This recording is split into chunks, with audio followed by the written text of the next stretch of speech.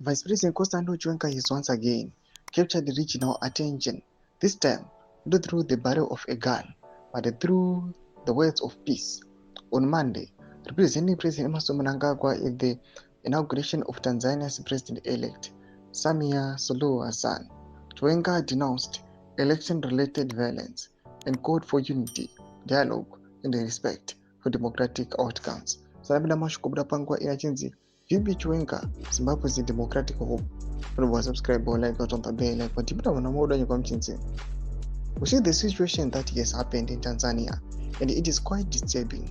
It is something which has to be avoided at all costs.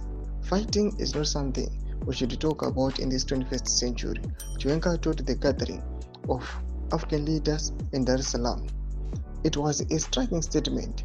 Decorated military commander who once led a coup in his own country, now standing before the continent, preaching the virtues of peace and dialogue. For many Zimbabweans, the irony was inescapable and the question inevitable. Can Chiwenga, the man who toppled the president, truly become the face of democratic reform? To understand Chiwenga's political evolution, one must return to his roots in the military, born in 1956 in YTSccc. Constantino Gouveia Dominic Kadzino Chiwenga joined the liberation struggle as Dominic Chinenge under Zandla. After independence, he rose through the ranks to become commander of the Zimbabwe Defense Forces, a post he held with authority and loyalty to the ruling ZANU-PF party establishment. In his early days as vice president, Chiwenga projected the image of a disciplinarian and a reformer. He spoke passionately against corruption, warning that the cancer of greed was destroying the country's moral fiber.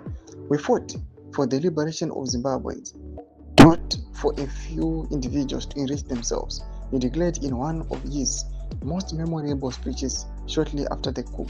Yet critics argue that these government posts and inner circle have not been immune to the same allegations of patronage and opacity that plague ZANU-PF. Chiwenga talks tough, but he operates within a system that rewards layout over reform. As a political analyst from the University of Zimbabwe, he is both a product and a prisoner of that system. Tomashoko anotoka panguva ino. Vipi Chiwenga achimira as Zimbabwe's last hope panguva ino. Pinda comment section medu zvemafungiro enyu motodipa pamusoro pechitiko ichi. So subscribe or like, chat on the bell icon.